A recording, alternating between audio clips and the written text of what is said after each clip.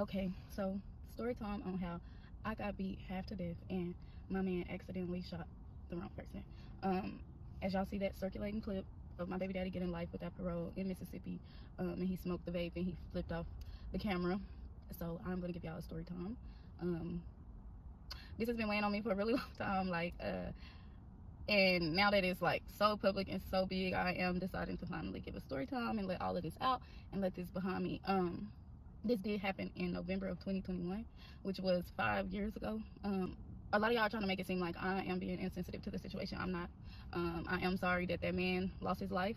I am sorry that the family dealing with the situation that they're dealing with. This is closure for them, but y'all have to understand that me and my kids dad have made peace with God and the situation and the loss and the mistake that was made way long ago. Yeah. So with that being said, I will start off with the story. This is part one. I'm not sure how many parts it will be, but here goes part one. In November of 2021, I had just turned 20. I had a 6-month-old baby and a 1-year-old baby. I would like to let y'all know that I am a high school graduate. I graduated in 2019. I graduated early. I am in college. I started college as a sophomore in high school. I am not a bum. I've never been a bum. Me and my kid's dad has been together since we were 15. He's been living with me since we were 15.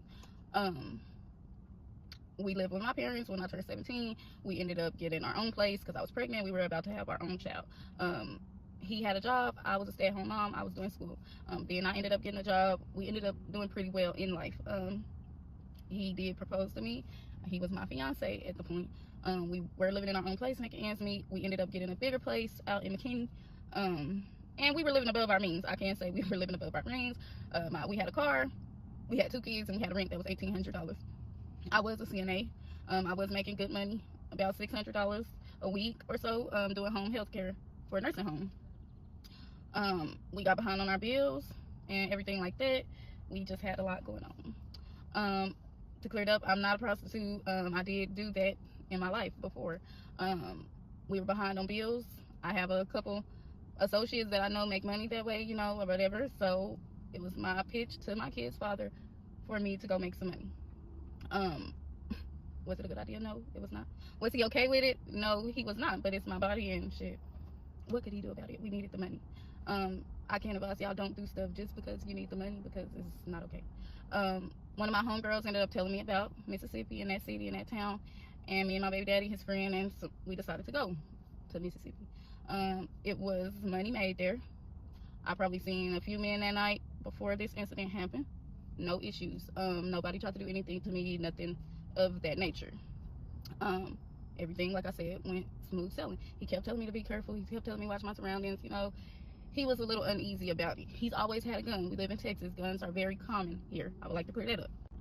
So someone came with fake money, no issues. I told him, leave. This money is fake as hell. Leave. He left. There were no issues. The next morning, I seen some people, no issues. After that, it was the next morning. We were supposed to go to Atlanta. We were supposed to wake up and go straight to Atlanta, but the phone was still ringing. People were still trying to come, so we decided to stay until after checkout. This man texted me and he was like, oh, he want to come, he want to see me, whatever. The man who was killed also texted me and said that he wanted to come. He just wanted to have a good time, and that was that. I ended up sending an address to both of them, and one said they were 30 minutes away, and then the other one said he was about 15 minutes away. The one that was about 15 minutes away decided to come, and he came first. He was his demeanor was off, but me just being young and just not knowing any better, I'm just thinking, oh, maybe he's nervous, maybe he, some stuff I still can't speak on, but yeah, so that was that. He ended up seeing me texting my kid's dad or whatever, and just checking in with him. He didn't like that. He ended up paying whatever. Everything was normal, as normal. His demeanor was just off a little bit. When it came time for him to leave, he started asking bitches, where the money at? Where the money at? Bitch, where the money at? He grabbed my phone. He choked me. He pistol whipped me. He beat the living daylights out of me. I am going to add pictures at the end of this video so y'all can see this. He busted both of my eyes. This one was completely shut. Both the blood vessels. I had a concussion. I had a contusion. My nose was broken and my cheekbone. I blacked out in that room multiple times. I definitely remember seeing God, seeing white, for instance, and just giving up my life. Like, I remember begging for my life. I remember telling this man, I have kids. I have kids. I have kids. I remember this with blood and just, I remember this, you guys. He finally ended up getting me to unlock my phone, which he then seen messages of me and my kid's dad back and forth. He ended up asking where he was at. He ended up asking what car he was driving. And he ended up leaving after this. Now, that's the end of part 1. My chest is heavy. But here go the pictures of what he did to me.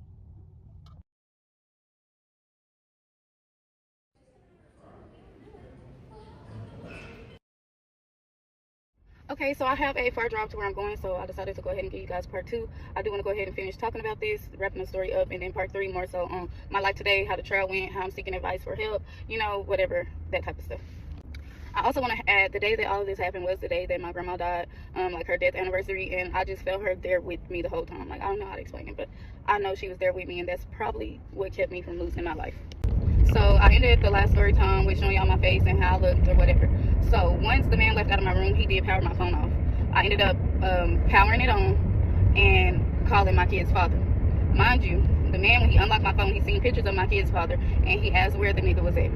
I ended up calling my kid's father and telling him everything went bad. There's a man looking for him. He's black and bald. You have to understand, at this point, I'm hysterical. I'm not really giving a great description. That's all I could tell him.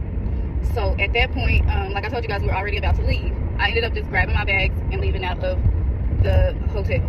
Once I left out of the hotel, and I was headed towards the elevator, I heard shots go off. I did not know whose shots went off or anything like that. I can tell you from my point of view what happened, as far as my baby daddy in the lobby and everything like that. Mind you, my kid's father was with his friend. They found out the shit went bad. My kid's dad is running around the hotel lobby looking for the guy who hurt me.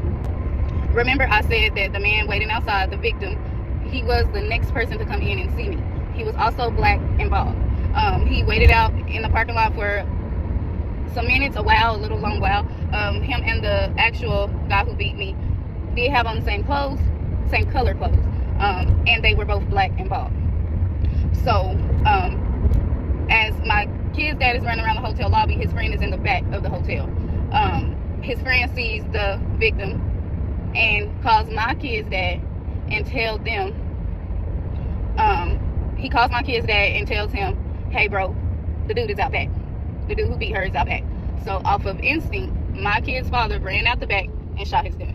He did not think twice. He did not anything. You know, this was within a matter of 2 minutes that all of this happened. So it was not enough time for him to think. He did not know that someone else was outside. It was just a lot that he didn't know. He did not know that someone was outside waiting to come up. He didn't know any of that. So once he seen the victim creeping around back, which he's waiting on a text message to come up, the friend mistaked him for the guy who beat me.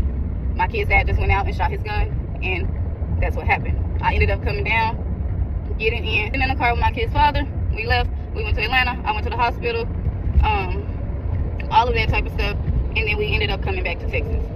It wasn't until way on down the line, when I decided to search the victim and look into what had happened, that we realized that this happened to the wrong person. Instantly, when we found out, we threw up. We threw up. We couldn't eat. We couldn't sleep. We couldn't do nothing but pray. Like, I swear, that's all we did was pray. Get on our knees and pray and ask God for forgiveness, because God knows that that was not meant for that man at all. At all. Mind you, we're young. We never been through anything like this. We went our separate ways. I went to talk to the detectives, told them everything, you know, from that standpoint. I never was wanted or anything like that. It wasn't until I got a job as a teacher, and I went and got my fingerprints ran, that I realized that they had put a warrant out for my arrest a year later. So from that standpoint on, we just lived our life the best we could until the police found us. And I do thank God for those extra years, you know, when my kids got with their dad and stuff like that. It is unfortunate. He is sorry for what he done. Maybe we can get his side of the story, but yeah, that's basically what happened and how the wrong person lost his life. We did end up he ended up taking it to trial because they charged him with first-degree murder. It was definitely not first-degree murder. At most, it was manslaughter. He's not saying that he doesn't know what he did was wrong. It's wrong, and it's very unfortunate. However, it was a cause and effect. We were out there doing something we had no business doing.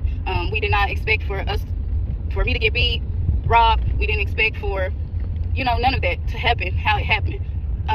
Also, I would like to add that The way the news made him seem in the courtroom, that was not the case.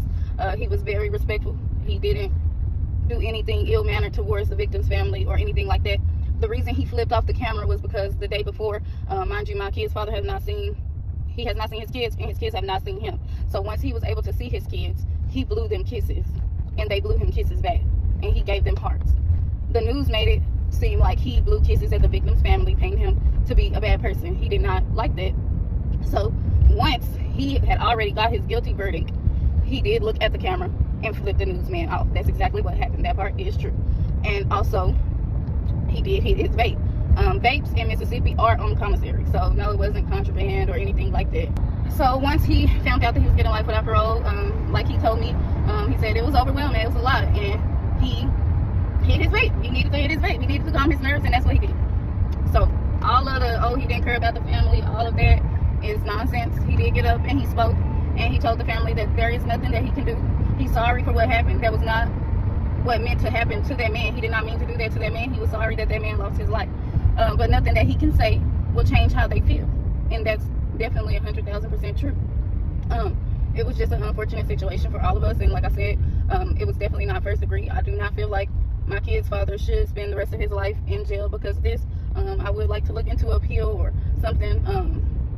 I do want to say the co-defendant, his friend who actually told him, hey, this is the guy outside, he did get charged with manslaughter. He signed a statement against my kid's dad. He did make up a lot of false information in exchange for his plea deal. But yeah, he was charged with manslaughter, and my kid's dad was charged with first degree, which doesn't make sense to me because he actually is the one who told him, hey, this is the guy outside, you know.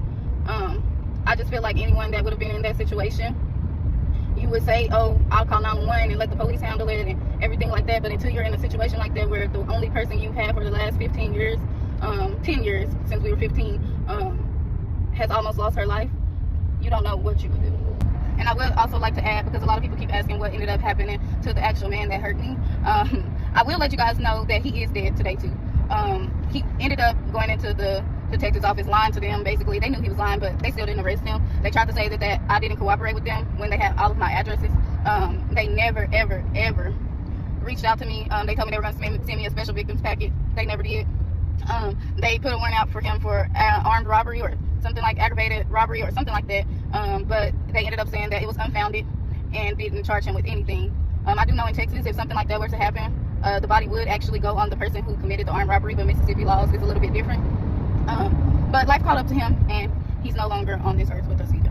Yeah, so that's part 2. I love y'all. Thank y'all for all y'all support. Thank y'all for all y'all comments. I'm going to update y'all on a part 3 of how my life is going today, how God has blessed me, how we're moving forward. And, you know, you can't change what happened in your past, but you can always make the future better.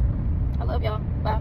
Hey guys, I do look a mess. I'm sorry, but I know you guys have seen me and my kid's dad almost on every social media platform, going viral for him shooting the wrong person when I was almost beat to death all over the vlogs. But me, myself, and I'm currently done speaking about the situation. This will be the last video that I make about this topic because I'm ready to get back to my old content, working mom content, and just, you know, back to my normal flow of life and processing all of this that has happened. My kid's father was given that sentence on the 13th of May, so that was not even a week or 2 ago. So I just need time to heal and move on from this. I would like to answer a couple questions that I've been seeing. The main one is what happened to the guy who really beat me. I did say that in part 2. He is dead now. The one friend, he signed for 15 years manslaughter, and my kid's dad got a life sentence. I was charged as well. I can't really speak too much on that, but yes, I was charged. Also, a lot of like, oh, if it was the wrong person, why didn't you guys turn yourself in? 1, we're not the police. That's not our job to do that. 2, yes, we did feel bad, but like I said, we asked for forgiveness from God because God is above all of this worldly stuff that's going on, and that's who we owed that to, that man and God. We still had, like I said, a 1-year-old and a 6-month-old daughter to take care of, so really turning ourselves in just wasn't an option. We were also overcharged. Everyone had a murder first degree at the beginning. Nobody charges got dropped down until like way after the fact. this does make me nervous to talk about it. I also see a lot of people saying that I'm smiling while I'm telling the story. Nothing is funny. I just have a very funny family, and a lot of the ways we cope from our trauma is to laugh. Like you will hear laugh to keep from crying. That's literally my family. We've been through some traumatic stuff, and this is very traumatic for me. I will be 25 in October, so you guys have to understand we were young. You can say what you would have done, or I would have thought about it, or I would have did this, I would have did that. We can all say what we would have done, but in reality, like I said, nobody knows what they'll do until they're in that position. I do see a lot of people telling me to make a GoFundMe. I am going to make a account to raise money to help me look into a lawyer for getting an appeal on my kid's dad, to try and get his sentence knocked down to manslaughter. He do know what he's done is wrong, and he do know that he needs to serve jail time. Yes. The rest of his life, no. Yeah, basically that's it. Thank you guys for all the support, all the love, all the comments, the constructive criticism, all of that. I thank all of you guys for that. I really do. It means a lot. I've gotten DMs from people telling me that they're literally going through the same type of situation, and how strong I am to tell my story. And I am strong, but I'm not that strong. So yeah, as of right now, I am done talking about this. I will make a GoFundMe. Anyone who would like to donate, the link will be in my bio. But yeah, I love y'all, and y'all will see my normal content soon.